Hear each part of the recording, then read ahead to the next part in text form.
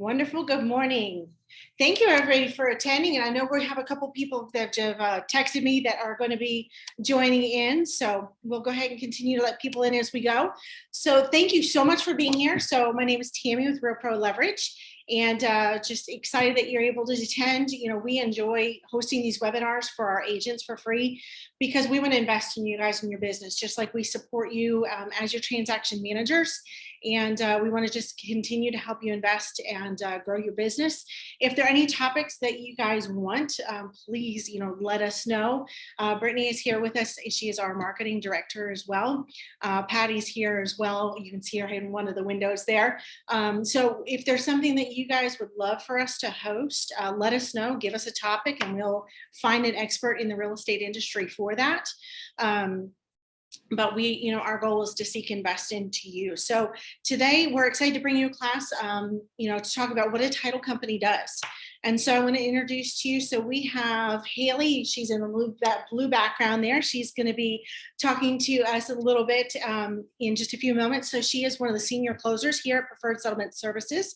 She also does have her law degree. And to my left here, we have Amanda, and she's the director of client services.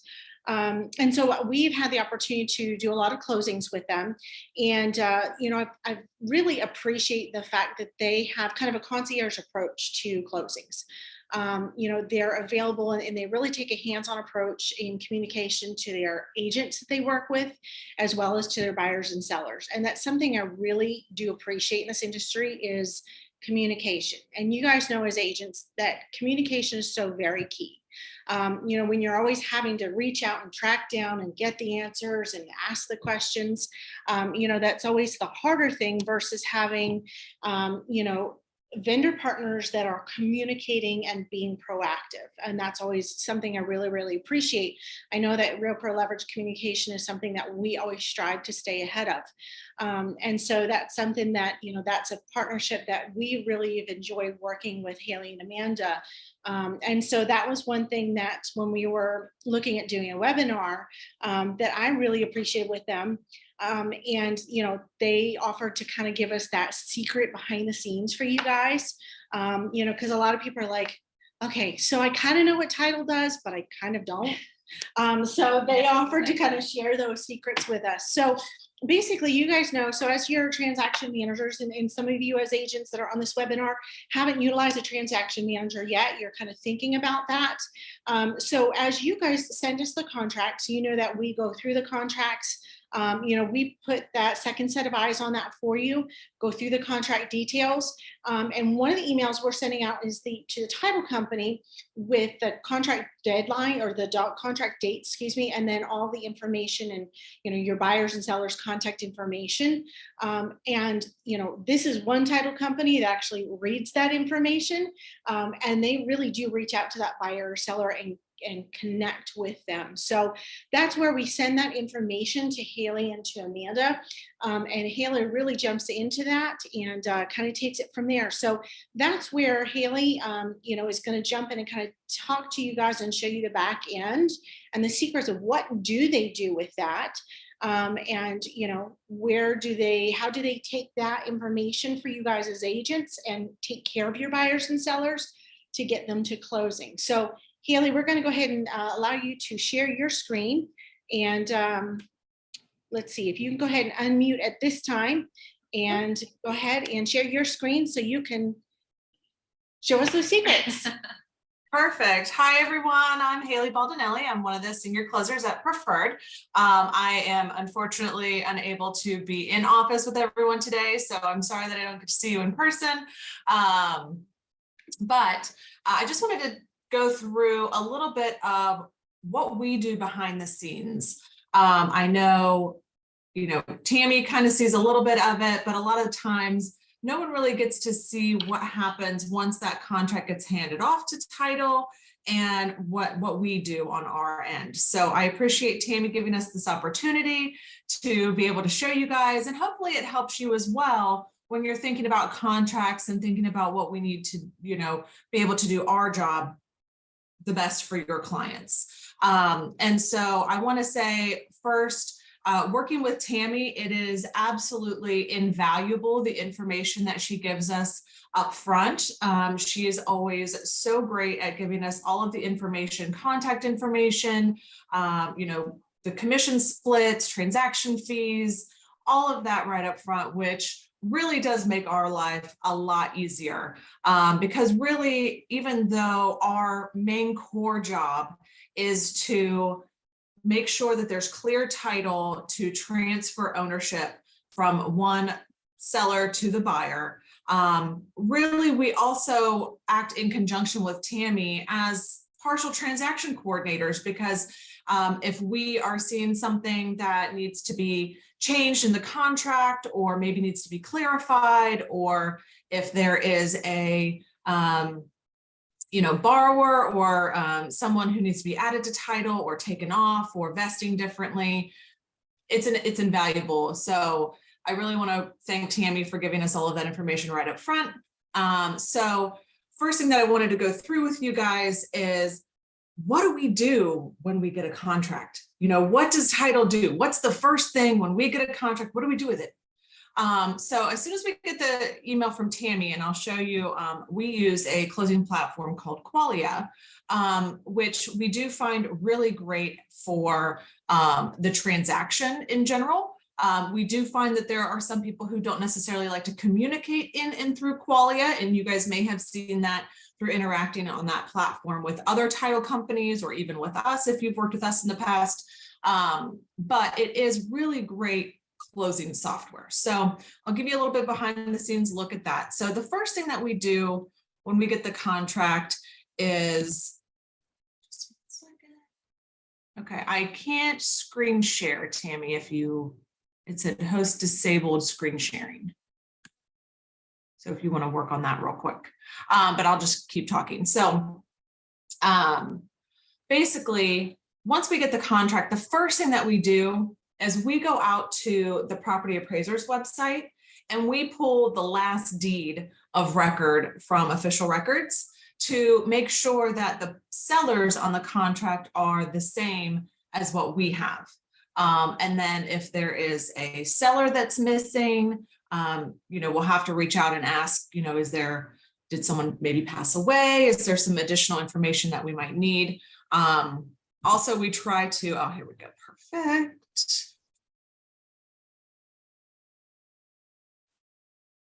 Okay, so I pulled up just a test file. So this is kind of what Qualia looks like on our end.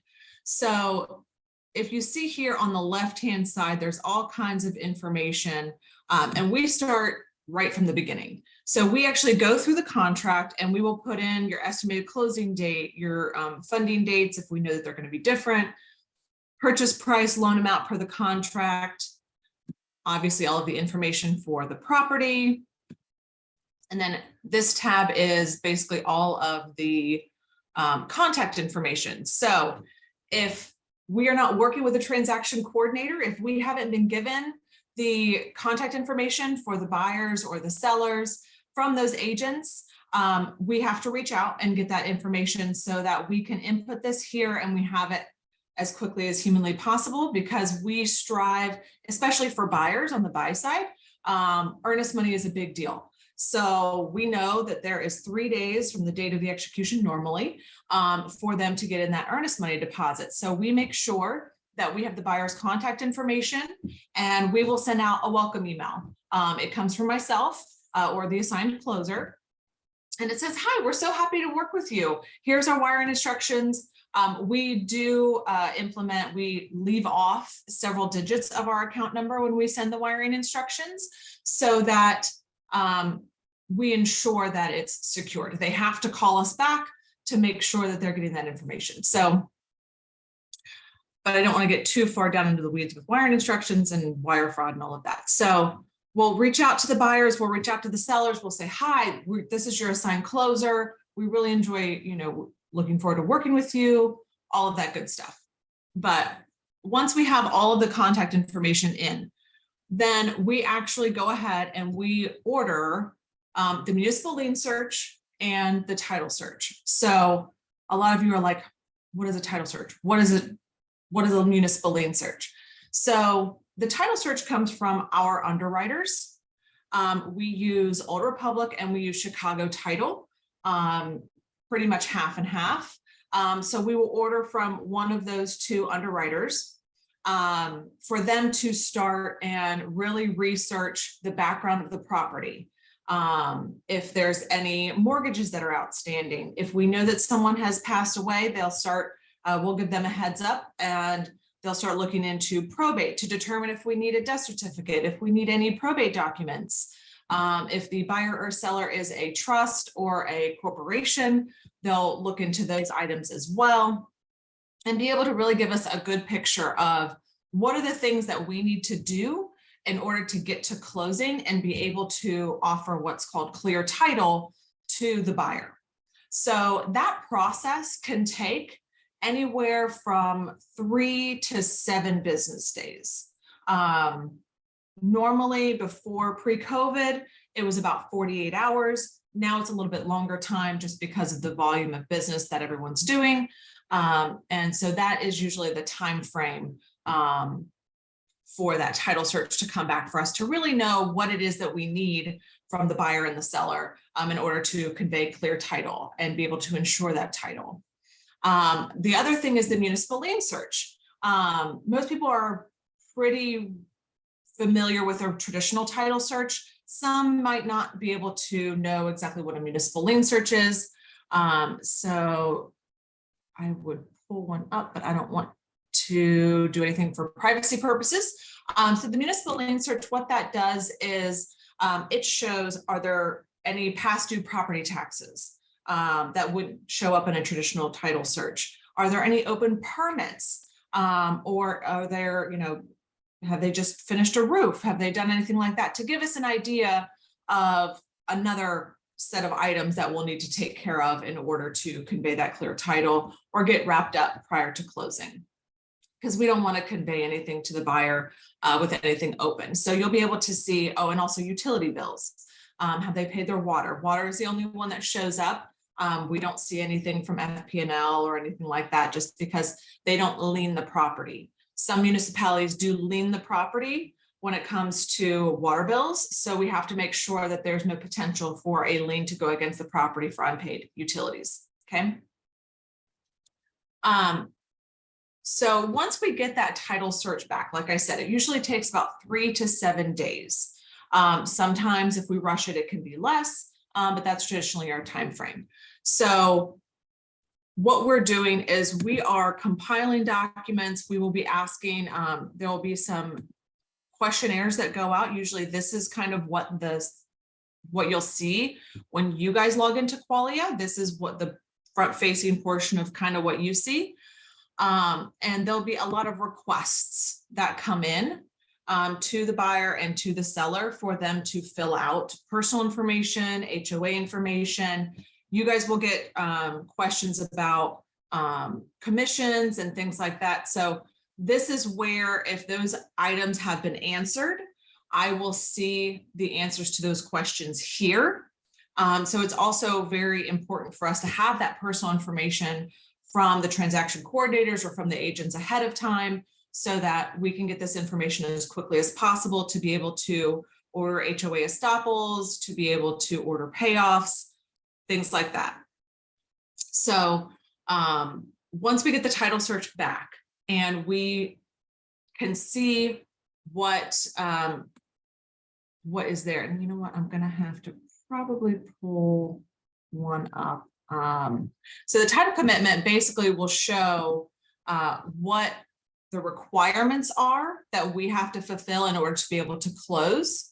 And those items are things like we need to pay past due taxes, mortgages that need to be satisfied. A lot of times we will see that there's 2 mortgages. And then when we get the questionnaires back from the sellers, they'll say there's only 1 mortgage. So that'll prompt us to reach out and ask, hey, it's showing that there's an additional lien. More than likely they have a home equity line of credit that was maybe paid off, but when you pay those down to 0, they actually stay open as a lien against the property. So we just have to verify that those are actually closed out. so that there's no way that they can pull from that line after closing. So that's just kind of why we pull a lot of that information ahead of time, so we know what's going to come up. And then if there's any issues that come up, if there's any judgments, if the parties are going through a divorce and no one told us about it, things like that. So we will reach out and make sure that we ask those questions of, okay, this is what came up on the title search, and we'll start kind of going through that back and forth. Now, if we get a title commitment back and there are a lot of items that are out of the ordinary, a lot of different judgments or a lot of issues with probates or corrective deeds, things like that, we will, on behalf of the buyer, if we're representing the buyer, we will file a title objection with the seller to basically preserve the rights under the contract. Normally, we'll work with the seller to clear up those items and make sure that those aren't still obviously an issue or we can't close. But that is just preserving the buyer's right under the contract by objecting to title, to give additional time if necessary to clear those items up. And then, so once we've gone through all of the title, we also will send the commitment out to every party pursuant to the contract. Usually it's at least 15 days prior to closing. Cash deals, it's at least 5 days prior to closing to be able to have everyone take a look at those. I encourage you as the agent to review every single one on behalf of your client to make sure that you know kind of what we're seeing. And that's under what's called the B1 requirements under the commitment. Like I said, for privacy reasons and for personal information purposes, I'm not going to pull one up. We may have a lunch and learn in the future about commitments and have a redacted one for you guys to take a look at. But basically, I want you guys to be able to review those and know for your clients if there's anything out of the ordinary. And it's pretty easy to read, quite frankly. You'll know if there's a mortgage, if there's unpaid taxes, if there's judgments. So really try to familiarize yourself with those commitments and really read them for your clients. Then that way there's no surprises if we do contact them. And we will also go through them as well with the client. If there's anything out of the ordinary that we are concerned about, we will make sure that we reach out to them as well. So once all of the issues are, or we make sure that all of the requirements are met for the commitment, we're also in behind the scenes talking to the buyer's lender, and we'll send a commitment to the lender and we will start talking with them about, okay, how are they taking title? Is this going to be a primary residence for the buyer? Is this going to, will they be here? Will this be a mail away? Do we need to fund the next day? There's a lot of back and forth that we have with the lender to ensure that once we get closer to closing, we understand what's going to happen. Because the worst thing, and everyone here, if you've dealt with any out-of-state buyers or anything like that, is finding out that they're not going to be here for closing and we're trying to scramble to get them signed in Oregon for a closing in 3 days. So we always try to coordinate that ahead of time so that everyone knows what's happening. We can, if they're closing on closing date, understand that we can't fund until we get those originals back from the closing the next day. So if someone can't sign or the lender's not ready until the actual contractual closing date, then we'll reach out to you guys and coordinate a 1-day extension or just some sort of small addendum to cover everyone to make sure that they understand that we're going to have to do like fund closing on the closing date, but funding the following day. So then once we have all of them, so here I will show you at least where we have all of here's where we do all of the charges. Obviously this one isn't fully filled out. This kind of goes through on the left-hand side, all of the charges on the ALTA or the closing disclosure. And you just kind of go through, you can see it's section A of the closing disclosure, B, C, D. It's really very well laid out on the left-hand side here. And so we will go through, we will add all of our fees, recording fees, any prepaid insurance, interest, taxes, all of that we'll go through here, go through all of this and input all of the charges that are on that closing disclosure. And then it actually gets saved. We'll generate a closing disclosure and it'll get saved into our documents. And then we'll send that out to the agents for them to be able to see what those charges are. And we always make sure that you guys take a look at your commissions, make sure that you have your right commissions in there before we send it to the parties, because the worst thing is there was a transaction fee that gets missed, or the commissions are 2.5% instead of 3%, or 3% instead of 2.5%, whatever that may be. We always coordinate that with you guys as well, but we kind of go through it's there are some pre-populated fields that we generally have. And then once that's approved by the lender and by the realtors, we'll send that out to both parties. Again, I always tell people never send out wiring instructions. If you happen to, because I will copy you when I send those out, don't save those, don't send them to your clients. I know that I'm probably preaching to the choir. You guys all know that wire fraud is prevalent. So always just make sure your clients know that we will always send the wiring instructions, and don't ever, send them, make sure that they know that you never send them as well. But yeah, so then we'll coordinate closing and have everyone come in, or coordinate with outside mobile notaries to go out to the buyers or the sellers, wherever they may be. In this day and age, it seems like more people are remote as opposed to here in person. So we always want to coordinate that ahead of time. We'll get everything coordinated and be as communicative as possible when that's going to be. And then after closing, obviously, we'll handle all of the disbursements. But I kind of want to take it back to Tammy and just let her kind of open up maybe a little bit more on her side, or open it up to some Q&As and see kind of if there's anything that you want me to go through in more detail, and we'll go from there. Awesome. Okay, so let me make sure, can you hear me, Haley? Yeah, I can hear you. Awesome. Well, thank you so very much. We're going to go ahead and stop recording here for a second. So we are going to open this up